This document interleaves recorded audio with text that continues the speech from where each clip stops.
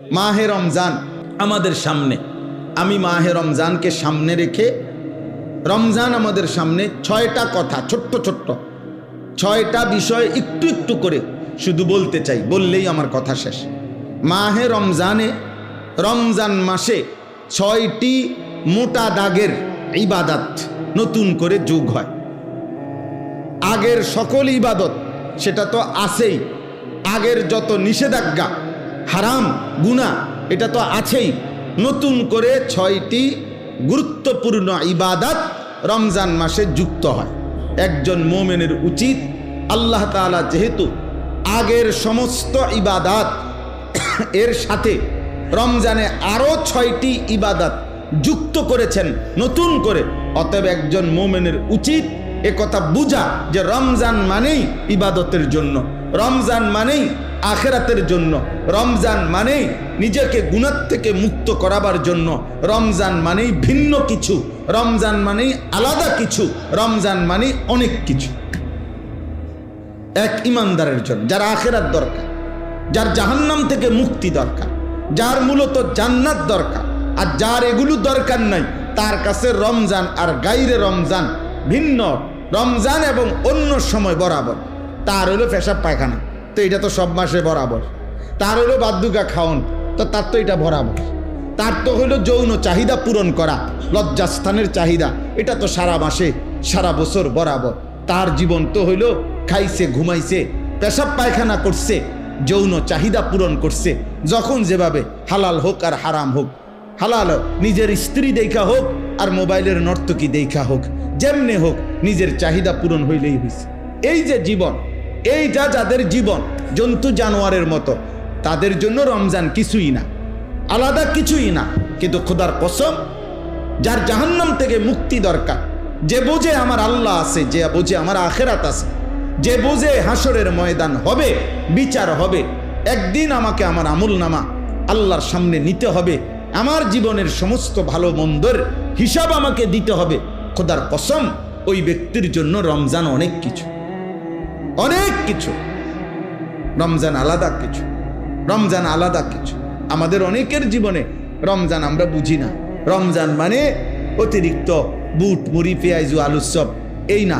রমজান মানে এইটুকু, বরং একজন মুমিনের জন্য অনেক বড় পাওয়া, অনেক বড় চাওয়া মাহে রমজান। এখন 6টি মোটা মোটা নতুন অতিরিক্ত ইবাদত, সেটা কি? 1 নাম্বার রোজা, 2 নাম্বার তারাবি, 3 নাম্বার ইফতার, 4 নাম্বার সাহারি, ওই যে শেষ রাত্রে যে খায় সাহারি, 5 নাম্বার এতেকাফ, 6 নাম্বার শবে কদর। এই কয়টা হলো? 6টা। এই 6টা বিষয় নতুন অ্যাড হয় রমজান মাসে। রোজা, তারাবি, ইফতার, সাহারি, এতেকাফ, শবে কদর। 6টা হয়েছে। রোজা বলেন, তারাবি, ইফতার, সাহারি, এতেকাফ, শবে কদর। এই কয়টা হলো? 6টা। 1 নাম্বার হলো রোজা। রমজানকে উপলক্ষ করে মহান আল্লাহ পাক রব্বুল আলামিন আমাদের জন্য 1 মাস রোজা ফরজ করেছেন। ফামান শাহিদা মিনকুমুশ শাহরা ফালিয়াসুমহু। আল্লাহ তাআলা বলেন, প্রত্যেক ইমানদার, তোমাদেরকে বলছি, প্রাপ্তবয়স্ক, আকেল, বিবেকবান, পাগল মস্তিষ্ক বিকৃতি নয়, এবং ইমানদার মুসলমান, বিবেকবান, প্রাপ্তবয়স্ক, তোমাদের প্রত্যেকের উপরে, পুরুষ বা নারী, যারাই রমজান মাস পাবে তাদের জন্য এই মাসের রোজা রাখা ফরজ। এই মাসের রোজা রাখা কি ফরজ। কেউ যদি প্রচণ্ড অসুস্থ হয়, কেউ যদি লম্বা পথের মুসাফির হয়, কেউ যদি অতিশয় বৃদ্ধ হয়, ইত্যাদি বিভিন্ন পরিস্থিতিতে আলাদা আলাদা হুকুম, মাসিক ঋতুস্রাব হয়, বাচ্চা জন্মগ্রহণ করে, এরপরে পেটে বাচ্চা আছে, গর্ভবতী নারী, অথবা বাচ্চাকে দুধ পান করা, ইত্যাদি ইত্যাদি আলাদা আলাদা যেদি যা আছে সেটা ওলামায়ে কেরাম থেকে জেনে নেওয়া দায়িত্ব, যে আমার এই সমস্ত প্রতিকূল ভিন্ন কোনো পরিস্থিতিতে রোজার হুকুম কি, তো সেটা উনি জেনে নেবেন। ওগুলোর জন্য আলাদা আলাদা কোরআন এবং সুন্নাহর মধ্যে ওলামায়ে কেরামের নিকটে বিস্তারিত মাসআলা বর্ণনা আছে। তাহলে মূল বিষয় হলো প্রত্যেক প্রাপ্তবয়স্ক মুসলমান বিবেকবানের উপরে রমজান মাস এসে পৌঁছলে, মানে হায়াত পাইলে রোজা রাখা কি, কথা বলেন না, ফরজ। ফরজ এটা। আল্লাহ নবী সাল্লাল্লাহু আলাইহি ওয়াসাল্লাম বলেছেন, এই রোজা যে ব্যক্তি রমজান মাসে পুরা এক মাস আল্লাহ তাআলার এই রোজার বিধান, আল্লাহর প্রতি ঈমান রেখে আল্লাহর নিকট নেকি অর্জনের আশায় রোজা রাখবে, নবী সাল্লাল্লাহু আলাইহি সাল্লাম ওয়াদা দিয়েছেন আল্লাহ তাআলা তার পেছনের জিন্দেগীর সব গুনাহ মাফ করে দিবেন। মান সামা রমাদানা ঈমানান ওয়া ইহতিসাবা গুফিরা লাহু মা তাকদ্দামা মিন যামবি। যে ব্যক্তি ঈমান রেখে সওয়াবের আশা করে রমজান মাসে রোজা রাখলো, তার পিছনের গুনাহ মাফ হয়ে গেল। আল্লাহ নবী সাল্লাল্লাহু আলাইহি ওয়াসাল্লাম বলেছেন, আল্লাহ তাআলা নবীজিকে শুনাইছেন যে বন্ধু, বান্দার সব আমল সে নিজের নেকি অর্জনের জন্য করে, কিন্তু রোজা শুধুই আমি আল্লাহর মহব্বতে রাখে। আমি নিজে ওয়াদা দিলাম প্রত্যেক রোজার বিনিময় আমি আল্লাহ নিজে তাকে দেব। তাহলে অনেক ফজিলত, অনেক ফজিলত। সবচেয়ে বড় লাভ হলো আল্লাহ তাআলা বলেন, এক মাসের রোজার বরকতে লাআল্লাকুম তাত্তাকুন, আমি আল্লাহ আমার প্রতিটা ঈমানদার বান্দাকে মুত্তাকি বানিয়ে দেব, গুনাহমুক্ত এক জীবন তার জীবনে আমি গড়ে দেব, বিনিময়ে সে জান্নাতি হয়েছে। তাহলে সংক্ষেপে বললাম, এক নাম্বার হলো রোজা। এজন্য দোস্ত নওজোয়ান ঠাট্টা করে, মস্কারি করে, খামখেয়ালি করে, বয়স্ক বাবা, মাঝ বয়সী ভাই রিক্সা চালায়, অটো চালায়, দোকানদারি করে, মাটি কাটে, অথবা গার্মেন্টস মিল ফ্যাক্টরিতে কাজ করে, অথবা বন্ধু বান্ধবদের আড্ডায় পড়ে, এমন অনেক আছে শুধু শুধু খামখেয়ালি করে। উনি আগের থেকে বুঝছে আমি পারতাম না, এই সমস্ত কথা বলে রোজা রমজান সে পালন করে না। সে এই গোপনে চুরি করে, চালাকি করে, কৌশল করে খাইয়া ফেলে।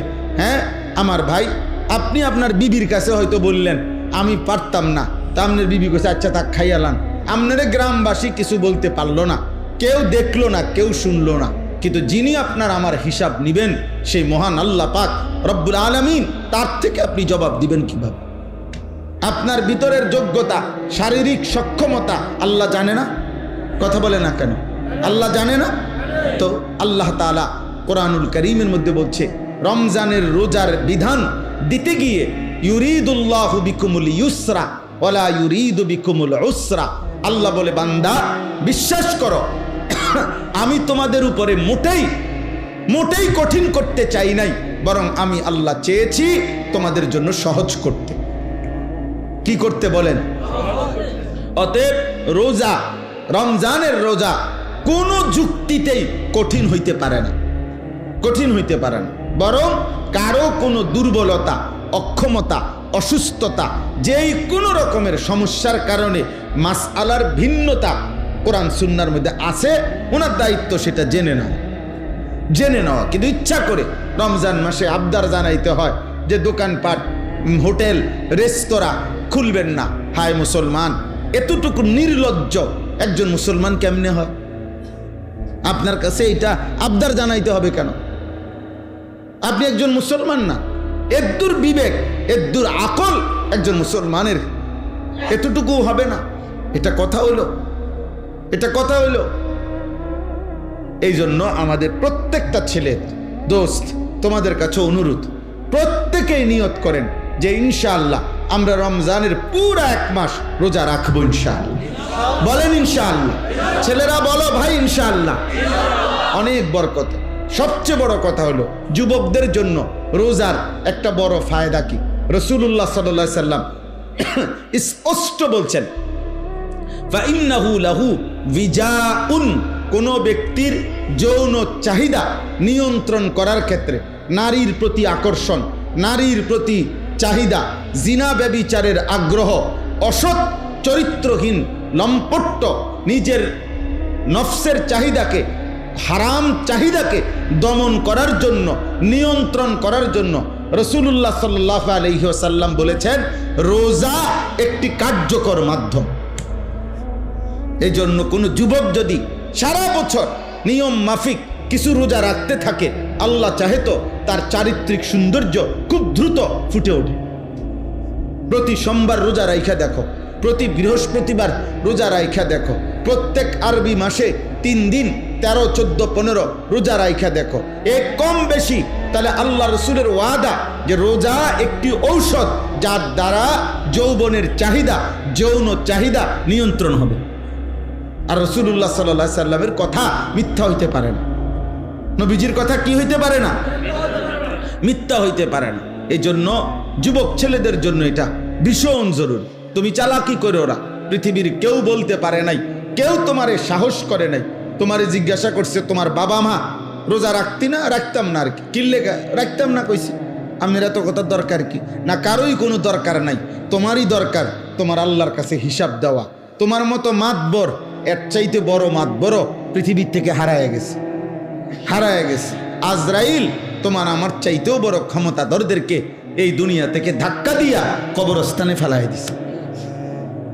অতএব মাতবরির কিছু নাই, অহংকারীর কিচ্ছু নাই, অহংকারের কিচ্ছু নাই। কালকে পত্রিকা আসছে, খবরে দেখলাম যে ওই ভোট কেন্দ্রে দাঁড়ায় আছে, ভোট কেন্দ্রে দাঁড়ানো অবস্থায় একজনের মৃত্যু হয়েছে। তাইলে এক চিরন্তন বাস্তবতা, এক চিরন্তন সত্য এটা। অতএব রোজা আমাদের কোনোভাবেই রমজানের রোজা একজনের রোজা না, বরং একজন আরেকজনকে রোজা রাখতে আমরা উৎসাহিত করব ইনশাআল্লাহ।